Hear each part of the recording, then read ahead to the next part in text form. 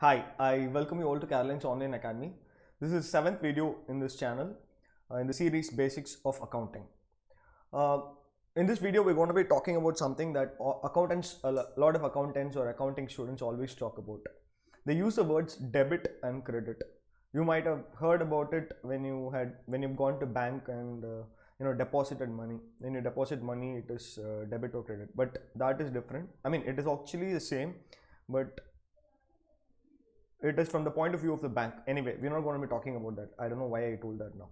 Anyway, what I'm going to tell you is I'm going to tell you today the meaning of the words debit and credit and what they signify, what we mean by debit or credit. Okay, I mean what we do basically when we say debit or credit.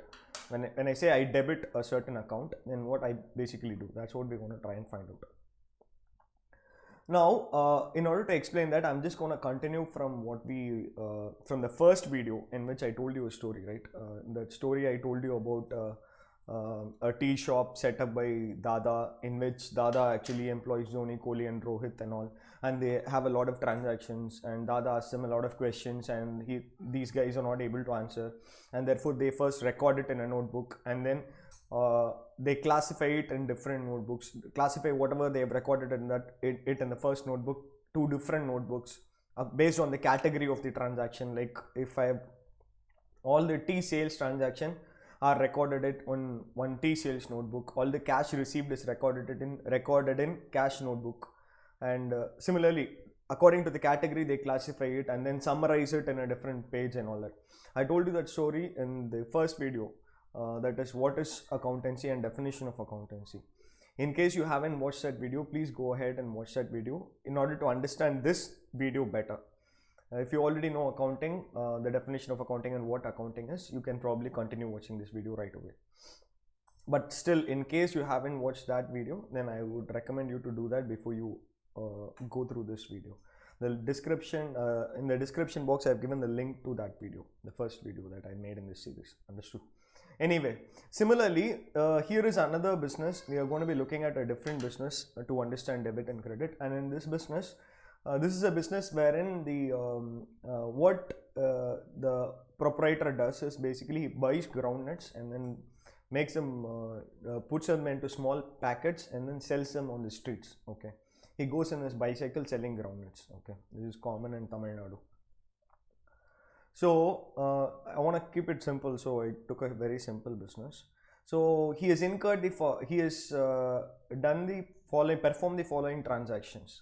The first one is he invested rupees 30,000 in the business. In the business he has invested 30,000 rupees, and out of that 30,000 he has purchased groundnut for rupees 20,000, and then he also purchased a bicycle in which he'll carry the groundnut and sell it to people for rupees 3,000, and then the owner, for his personal reasons, he needed some money for some purposes, and therefore he withdrew 25,000 from the 30,000 he invested in the business, and he had to pay rent for a small godown, like a shop like thing where he stores all the groundnuts. He had to pay rent for that shop, and that is rupees 500 that he has paid. Understood? Now we'll understand how to record this transaction. As these transactions take place, the first step in accounting, let me just remind you the definition of accounting. Accounting is an art of recording, classifying, summarizing transactions of financial character in terms of money, and then presenting it to the stakeholders, interpreting and communicating to the stakeholders for rational decision making. That is your definition. Now you see a lot of transactions have taken place, and all of these transactions have financial character. So what he does is he records that in a notebook one by one in the chronological order, that is in the order in which they took place on the basis of time, and he has recorded that. After recording it, the next step in his accounting is actually to transfer it to the notebook based on the category that transaction belongs, based on the category to which the transaction belongs. Understood? For instance, if owner invested money of 30,000 rupees, then this affects the cash balance in the business. The balance of cash in the business increases by 30,000. Before the owner invested money, cash was 0. Now when the owner invests 30,000, cash increases to 30,000. Understood? Similarly, the business we'll look at business as a third party, okay, because the business has to give the money back to the owner. That is entity concept, which I'll be explaining in the future videos. As of now, just understand that the business has taken money from the owner. So similarly, the business, therefore the business has to give that money back to the owner. Understood? So cash balance increases from 0 to 30,000. The business has a liability of having to pay back the owner the 30,000 that it took from the owner. Understood? In accounting, owner and business are considered to be two different people. Again, we'll talk about it in detail when I explain entity concept in the future. As of now, just understand the fact that they are both two different parties, and if the owner gives money to the business is supposed to pay that money back to the owner. Okay. So now we need to record that. So in order to record that, I make two different notebooks, one for the owner, and in that notebook I write invested cash rupees 30,000, and in the cash notebook I write owner invested cash rupees 30,000. Understood? And the next transaction that takes place is purchased groundnut for rupees 20,000 cash. So I basically purchased groundnut worth rupees 20,000 by paying cash, which means my cash balance was 30,000, right? Now that I have paid for the groundnut, it would have got reduced by 20,000 rupees. Similarly, my groundnut balance was 0. Now that I have purchased groundnut for 20,000, the balance of groundnut has increased by 20,000 rupees. So how I would record that is, I've recorded it here. Now how I would classify that transaction is, in the cash notebook I would go and write paid for purchasing. Now this is not how we are going to write in the account. I'm just introducing accountancy to you. So you'll actually write debit and credit. In order to explain that to you, I'm just giving you all this information. In case there was no debit and credit, you would have probably recorded it the way I am recording it now. 20,000. This is a negative number, understood? Because money has gone out of the business. Cash is reduced, and therefore I have reduced it here. Brackets means negative in accounting, understood? And groundnuts have come in, right? So purchased using cash.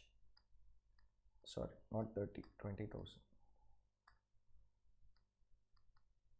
So groundnuts worth rupees 20,000 have come into cash, come into business. Similarly, I have purchased vehicle, a bicycle for 3,000 rupees, understood? And I paid money for that. Cash I paid, understood? So cash again will reduce. So I'll write paid for bicycle rupees 3,000. Similarly, I'll open a new notebook called vehicle or bicycle notebook, and I'll write purchased using cash. How much? Rupees 3,000. All right. The next transaction that takes place in the business is owner withdraws the money of rupees to the extent of rupees 2,500. So owner has withdrawn this money. When the owner invested the money, I wrote an owner account, invested cash 3,000. So when he's withdrawing, I'll write here. Usually you will write it in drawings account, the accounting students will know, but as of now, let's just understand there is only one owner account. And yeah, so I'm going to write withdrew for personal use 2,500. So the money that the business owes the owner has reduced by 2,500 rupees because the owner has taken that money out of the business. Similarly, in cash notebook, I'll write paid owner rupees 2,500. Understood? Cash is also reducing, right? So yeah, and I paid rent of rupees 500 for the shop. Rent is an expense, so I have to record the expenses that are happening in the business. Only then I'll be able to find out the total profit from the business, correct? Because revenue minus expenses income. So I'll probably note expenses separately in a separate notebook. In this case, it's rent, and therefore I prepare a notebook for rent, and then I write paid cash rupees 500 expenses have increased and therefore I have written a positive number. And in cash account, cash is reduced, so paid rent 500, I'll reduce. Understood?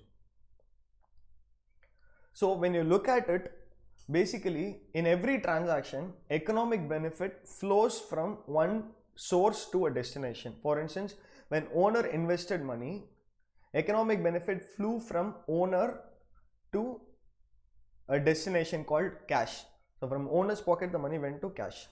So immediately a liability gets created, the liability to pay the money back to the owner. Understood? So transaction is nothing but flow of economic benefits from a source to a destination. Understood?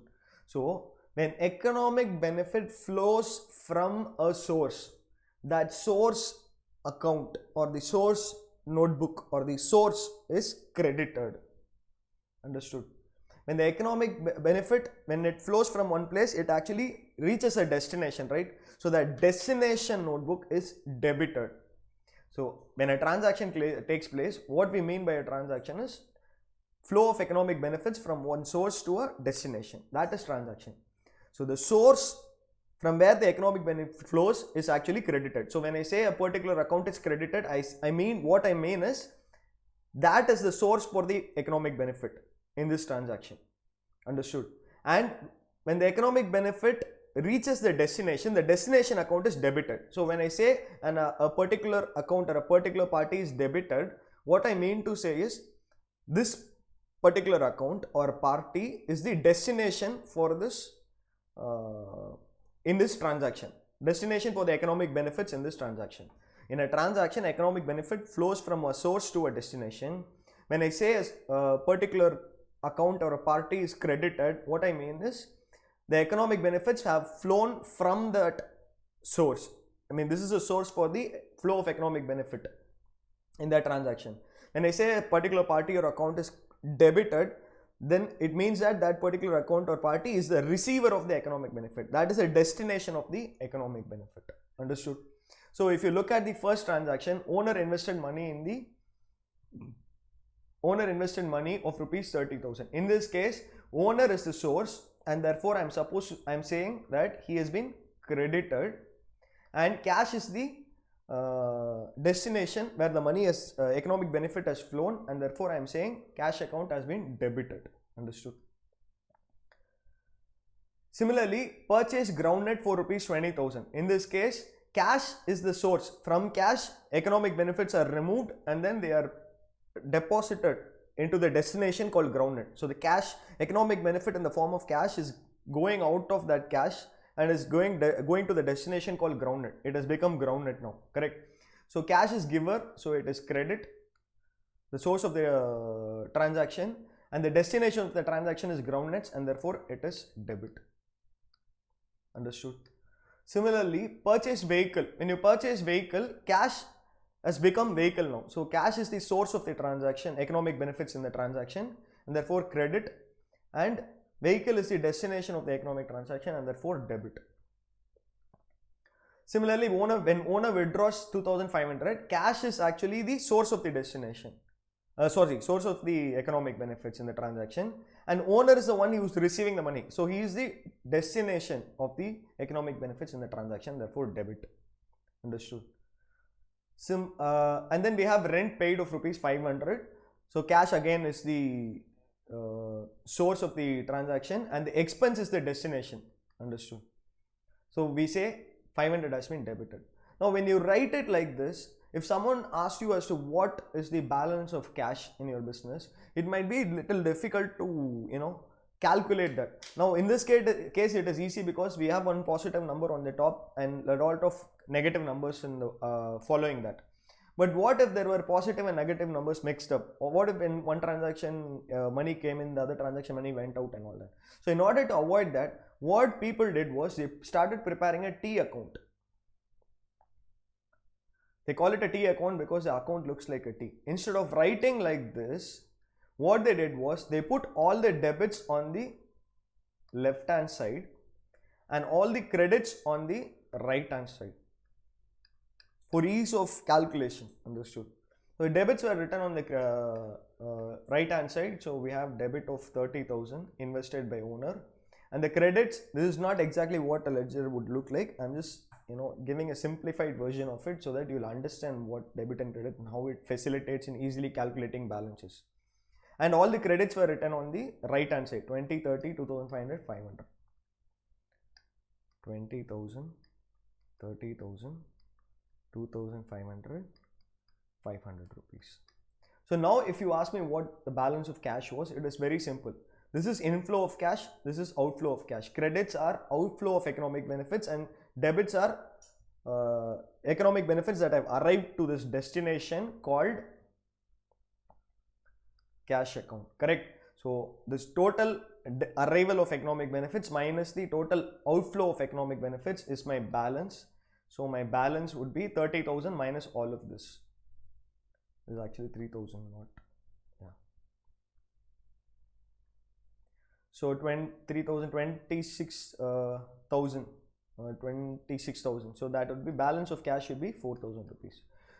This makes it easy for us to transact, and this debit and credit rules and all are actually formulated or actually arise from a concept called dual aspect concept. Again, I'll explain dual aspect concept in a different class in the future when I'm actually talking about all accounting concepts, and after I've explained what an accounting concept means and all that.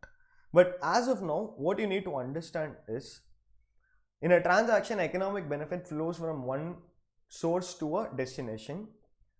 So the source is said to be credited and destination is said to be debited. Or when you say that a particular account or a particular party is credited, then it means that that particular account or party is the giver of the economic benefit, and the person that is getting, or a party or account or the book or the expense or whatever that is getting debited, no, that is the person, that is the account that is receiving the benefits, economic benefits. Understood?